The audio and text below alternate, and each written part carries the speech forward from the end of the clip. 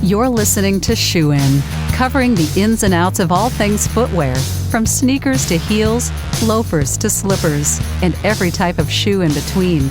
Brought to you by the FDRA, the Footwear Industries Association focused on retail, trade, politics, and fashion, helping create and enhance conversations on all things footwear. Hey folks, welcome back to the Shoe In Show, the Footwear Industries podcast, where we focus on the business side of footwear. We're behind the curtain, really. Someone's out front selling. We talk about selling stuff too, but we typically hide behind the curtain. It's probably because we have radio voices and not TV faces. Matt, Priest, speaking of which, how are you doing? Speaking of the devil. Good, man. I'm back here in the footwear stock room, just having great conversations and shooting the breeze, the footwear water cooler, my friend. And yeah, I just want to let you know your break was over 10 minutes ago. So your punch card. Back to work. Yeah. I mean, I went to Auntie Anne's in the food court in Orange Juliet's, and now I'm back, baby. We're ready to get to work. Can I just say before we get into this, Matt Priest is a pretzel fiend. I've known Matt for over 20 years now. This predates FDRA. For sure. Matt loves a pretzel, and if we're on a trip somewhere together, I mean, I've seen him break off at the airport and go to the pretzel place to get a pretzel. Sure, man. There's no shame. Even as we're boarding, it's a priority. Pretzels are priority before he gets on the plane to see his wife and kids. If he missed the plane, no problem. He's got the pretzel. That's how he thinks. So I'm just letting Auntie people Anne's know. my real aunt, brother. Auntie Anne's the real. Speaking of the real, who do we have today? And let's get into the conversation today. The pretzel. Let's talk about the footwear. Let's make sure he's still on the line. Matt, are you there? Have you hung up? Matt Nakari, sales director. Yeah, no, I'm here. I'm thinking about pretzels. You guys are bringing me back to my ski industry days when I went to ISPO twice a year, because the best pretzels on earth are in Munich. You know this, right? Really? Yeah. Oh my God. How so? Please. We could do a whole podcast on great pretzels in Munich. Spicy mustard, salt, butter. What is it? So many kinds of mustards. And then, of course, they come with so many kinds of sausages, which just makes pretzels even better. Oh, wow. That's right. Yeah. We have to do a trip sometime. We'll have to figure out a way. We should. That's awesome. Well, I don't even know where to go from there. Like from sausage and pretzels to data. Bridge the gap for us, Matt. What have you been working on these days? Like what's top of mind for you and your customers? Top of mind right now, the topics stay the same, but the speed accelerates. So everybody is struggling right now with sustainability. How do we get more sustainable? It's top of mind for every footwear brand I talk to, and every brand in every other vertical too. Everybody wants to do the right thing. Nobody really knows how. So from a PLM perspective, we're helping pull that data together, spool it up so people can use it to make informed decisions. On top of that, 3D is really driving the charge for increased speed to market. Because if you're utilizing your 3D tools and creating, digital twins and virtual samples, if you can eliminate 1 or 2 sample turns out of your footwear development cycle, that saves it's millions for some of these brands, what they're spending on samples that get looked at for 30 seconds and thrown away to make a decision. You can do that virtually. For me, as a footwear guy, I got to touch and feel. I'm not any different than anybody else. So once it gets to fit sample, or I'm looking at upper materials, things like that, you're never going to get completely away from real samples, I don't believe. But you can eliminate a couple turns. There's huge savings in time and money for people there. Interesting. And I think the sustainability is right now, to add to that, we're seeing it from a regulatory standpoint where companies are now saying, okay, regulations are coming. We don't know what they are yet, but we want to make sure we comply. And around that, I think Centric has done an exceptional job, number one, of building a platform that's perfect for footwear. I don't know another PLM system out there that fits the need of footwear. And I don't know another PLM system out there who has someone like Matt, who's actually done the bombs and the engineering and development of footwear when he was at Croc. And it's important because it is about data collection right now. If you don't know what you're doing or how you're going to report, the most important thing is to merely start to collect it across the supply chain in terms of energy impacts, water impacts. Any data that you can get your hands on is important. but you got to put it somewhere where it can make you wise. And this is what Matt and I always talk about is kind of data wisdom. It's great to have data and it's important to put it somewhere, but it's got to tell you something too, right, Matt? I mean, it's like, that's part of what the PLM system is. If it's sitting on an Excel spreadsheet, it's okay. I mean, you need that, but like what's it telling us to make better decisions? I couldn't agree more. And one of the things I try to coach all of my customers in is data without context is just noise. So if you don't know why you're collecting it and you don't know what you're going to do with it, do you really need to collect it? And I would argue most of the time, no. The sustainability issue right now, we're kind of at the beginning of the wave or the curve, right? So at this time with sustainability, I'm breaking that rule a little bit, and I'm telling people just get the data. Let's put it in there because we don't necessarily know what regulations are going to change, what we're going to have. One of the things we do at Centric is try to make it very easy to get vendors, even, first, second, third tier vendors into the system. We've got a lot of ways for the people actually creating the data to put it in the system so that your developers are not getting emails with PDFs that they're then retyping into your system. We're trying to make it as easy as possible to get the vendors to put that data in for you. So then you can make informed decisions. Is that like a portal where you give them an access code or they have a login and they upload there and then you can end that way? Is that kind of the idea? That's exactly the idea. And so what we try to do is, and the way I always explain it is your vendors are using a spreadsheet today. We will make their portal look exactly like the spreadsheet they're using. So there is some change management. Your cheese is going to move a little bit. But that's okay, because if you're typing it into this spreadsheet, today I want you to type it into this spreadsheet. We very easy to configure it to make them look exactly the same, to lower that barrier to entry for your vendors. And so many of our footwear vendors are in Asia. And there's always and everybody knows this in the footwear industry, after Chinese New Year, there's a reshuffling of employees, right? And so the onboarding for new people that happens almost annually with some of these factories and vendors is much easier because the spreadsheet is consistent and it's easy and you just type it in here. And of course, if they still want a spreadsheet on the other end, they can always export any view directly into Excel. That's fine. But touching the data only once and having it be right is a key factor in success for these people. Yeah, that's interesting, Matt. It's interesting how humans are. We have to totally grease the skids and take out all friction points whatsoever, even if the end goal isn't going to be that much more dramatic. I mean, it happens to all of us. My question for you is someone who's in the outdoor industry, has come from footwear, is at Centric. Centric obviously has a number of clients outside of footwear, right? You have Great Kitchens, you have Swarovski. What are some of the things that you've learned in engaging with those clients that they're doing well that we can adopt in footwear? Because we kind of have these echo chambers. We're all talking to each other about footwear, but it's nice to look outside the four walls of your house and see what the guy next door is doing in the tech industry or the food industry. What are some of those lessons learned? I think that's really smart. And one of the constant themes for us is to break down these silos between departments. And then, in a large customer with multiple categories of products, break down the silos between product types. I can't tell you how many customers I've visited where the apparel team and the footwear team sit on the same floor, maybe 2 cubicle rows, and this is showing my age, this is pre-COVID times, right? But they're like 2 cubicle rows apart and they don't know each other. And they think, and so this is my learning for you, Matt, is everybody thinks that their problems are unique and their specific instance probably is. But if you take a step back, product development follows the same process, regardless of whether it's footwear, apparel, kitchen goods, food. We very successfully launched a food module recently, which does. Are there pretzels involved? That's my question. Do you have pretzels are there pretzels in the food module?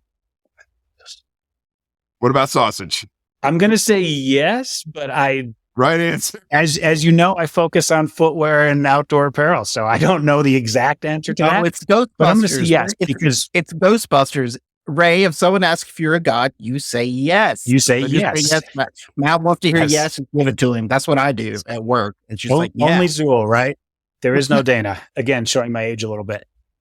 But yeah, it's breaking down the silos and just understanding and respecting that people in different industries are faced with the same challenges. They might have different nuance, different definitions, different formulas, but the challenges are exactly the same. It's about getting data. It's about having the correct data, and it's about putting it in a way that you can make informed decisions to move your brand forward.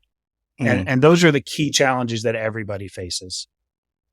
Well, I think what's good too, though, is once you have that centralized data, then you can plug in the software you need. And we were talking to IBM yesterday, Matt and myself, about AI, right? And we can get into a little bit of that. I still think it's pretty advanced for footwear operations right now. It can cover some design things, but in terms of, the whole product cycle, I think we're at the very start of it. But, in particular, they were talking about like making sense of the data and having it centralized and like really knowing what's true and what to trust. And I think, the other thing they were talking about in particular was the fact that, when they go in and they work with someone, they're not asking them to change their software.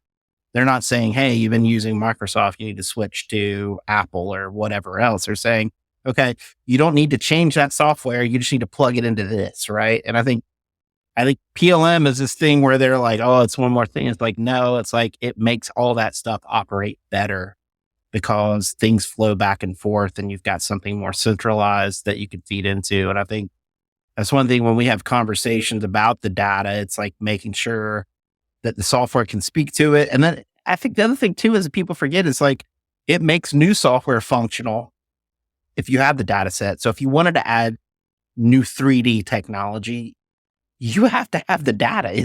3D doesn't just come out of nowhere. You have to have your own data sets and abilities before you can even start to engage in some of that stuff to chop it off. And I think the 3D movement you talk about, we've been talking about 3D for a long time, but I think in this environment where we have less workers, we have to start to look at that for optimization. And I'll open that up to you in terms of what you think about kind of APIs and software and 3D.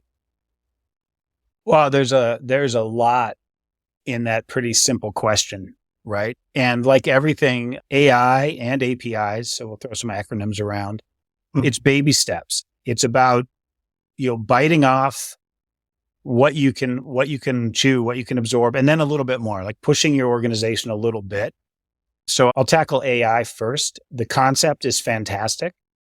And we've all seen, professional Photoshop jobs with people with 6 fingers, right? Even the professionals, it's very new. It's very, very new. We do have some, what I would call built-in functions within Centric, but we're not touting ourselves as the AI leader at this point because who knows what that's going to be. But and for us, it's about data management. When the opportunity presents itself to do things quicker and better, we're going to take advantage of that. Getting back to the APIs, it's all about communication. So one of the things that we always try to do is make sure it's very easy to move data in and out. We always say that Centric is data agnostic. We don't care where the other data comes from. We don't care where it goes. What we want to do is make sure it gets there correctly and quickly. So we could go for hours on a tech stack talk about how we do that. I don't think anybody wants to listen to that except the IT guys. And if you do, call me and we'll set it up. But yeah, to your point, the API is great. If we have, hundreds and hundreds of endpoints within Centric, and if your other software is open to that, we can do very fast, virtual real-time communication back and forth with other systems if necessary. That's unbelievable. I mean, I only understand about half of what you said. Too. So me, you too. Okay, good. Yeah, I bring in professionals. Anybody wants to talk about APIs, I've got some great people I'll bring in, and I just introduce them and I just get in the background because that's not That's not my thing. Well, when you guys, let's have a serious conversation around it, in the sense that if you decide you're going to go down a road, an innovation road, and you're going to deploy some new add-on feature or integration with another system that's out there, or some kind of new, I don't know, enhancement to the service, to the Centric software itself, how do you beta test that internally? Do you find some of your core members that you think are the innovators that think outside the box that you can go to and say, hey, we got this great new opportunity. We have a new, you guys are not adverse to change. Our implementation, when we onboarded you, Wolverine, or guess, or, name your customer, it went really well. How do you kind of unveil those new opportunities and technologies, and who do you select to go out and test those things? That is a really good question. And yes, when Wolverine's a great example, there are companies out there that are kind of next level thinkers. Under Armour's another one, that a long-term Centric customer, and they're always looking for better ways to do things. And they're open to partnering with us and trying things. But a lot of the time, it's not us reaching out to the customer. It's the customer reaching out to us and saying, hey, we need to integrate with System X. So I'll give you some examples of that. We've long been integrated with Adobe Illustrator because it is the standard, especially in apparel, and prior to the 3D revolution, even for footwear, of how we make product. So there's a deep, our Adobe integration, your designers don't even know they're in Centric. They're just designing in Adobe and Centric's getting updated in the background. It's phenomenal. Cool. We have additional integrations with SolidWorks, Rhino, Optitex. I'm going to leave some out, and I'm not intending to. Browseware, Clo, and I'm still leaving some out. I'm sorry, they're not top of mind right now. That are on that same path. We've got years partnering with Adobe, so they're not maybe quite to the level of Adobe, but they're getting there very quickly. Those were all brought to us by customers who said, Keen, for example, came to us and said, hey, we want to work with a different 3D software. And I don't want to betray their confidence, so I'm not going to say who that is. But, can we partner with you? Can we work this out? And we have a product council, and we have an innovation department, and we have an integration department. And we don't do these things lightly, because the software has to function for our 800 and almost 30 customers around the world now. Wow. Just as well as it does for you. So we don't take these things lightly. They don't happen overnight. Anybody who tells you they're going to develop new software and have it out by next week is trying to sell you something. It's simple as hard, and we try to make it as simple as possible, and that's hard to do. So we take our time, we do it correctly, but we have entire teams dedicated to this. But my point is, a lot of it is driven by our customers. We try to partner with customers forever, not just to get the software up and running. So do you think there's the chance I could plug in my software? It's called Insider Trading, where I could pull out information of specific companies in order to make proper trades for myself and my family. Do you think we could plug into that? Would that work? I've got pages in our standard contract telling you why you can't do that. Data is sacrosanct, right? Data is everything we do. So no, we certainly can't share data from one customer to another. But if you say, hey, I've got a market predictive software that I use that tells me trends. By the way, we have one of those we can sell you. But if you want to integrate with a different one, sure, we can do a one-off. And we'll, like I said, we approach every integration with a lot of care. We have a whole process behind it. Like I said, we have teams behind it. We would just have some meetings, and we call them scoping meetings, and we would sit down and say, what are you trying to accomplish? Okay, rich. Let's take that back to the product council. And get them rich. Anytime a guy in DC starts talking about insider trading, I get a little nervous, but that's okay. Getting rich. Hey, here's the thing: the people in DC we are absolutely open. We're absolutely open to partnering with anyone. Okay, as we kind of wrap it, I will say, when Matt and Centric talk about working with partners and being long-term partners, Matt Priest was in Vietnam, and your Centric rep for Wolverine was there. So I think it's so important that they, that you guys show up to those spaces, because what you were talking about is where the rubber meets the road with that supplier data that gets fed in, right? Creating that and having buy-in, not just saying, Wolverine, you need to talk to these guys. You guys show up and say, okay, like, how can we help? And I know Matt had a good time with him. Not only that, he was on the ground for like 12 hours and then was flying to see another customer in the US. And he had like 4 flights to get there. And we were on the same flight going out. We landed and he's like, oh, I'm leaving tomorrow. I'm like, you're leaving tomorrow? And he had 4 flights to get to dedication, my friend. You guys are highly dedicated. Great for your expense report because you don't even need a hotel room half the time. That's true. Just catch your sleep on the plane. It's the glamorous life of software. Oh, that's great. That's what it takes. I mean, to be serious, just for a minute, that's one of the things that attracted me to Centric and my almost 10 years here now. One of the things that we work as a company very carefully at is you can't just show up and sell software. If you're going to dominate an industry, you've got to be part of that industry. You've got to be there. That's one of the reasons we treasure our relationship with FDRA. It's important to us. We are part of the footwear industry. We're not just, we don't view ourselves as just a supplier. This is what's important to us. Amen. And you've got to take that attitude everywhere. Yeah. And the good news is that, now that we're, back and doing events, I know Matt's been in our Portland events. So we did this last year. I think they're coming back again. And I think you'll be joining us in New York at our sourcing and supply chain strategy summit. Somebody will, not me, but somebody from Centric will. There you go. But talking about these conversations more in depth, like more tactile tactics of how to, I think, around this, because we've been talking about this for a while, but the tipping point's past, actually. We're not in a tipping point, it's past. Like, there's no way you can manage your systems with the amount of regulations we have now, from USPLA to sustainability regulations coming to understanding your customer.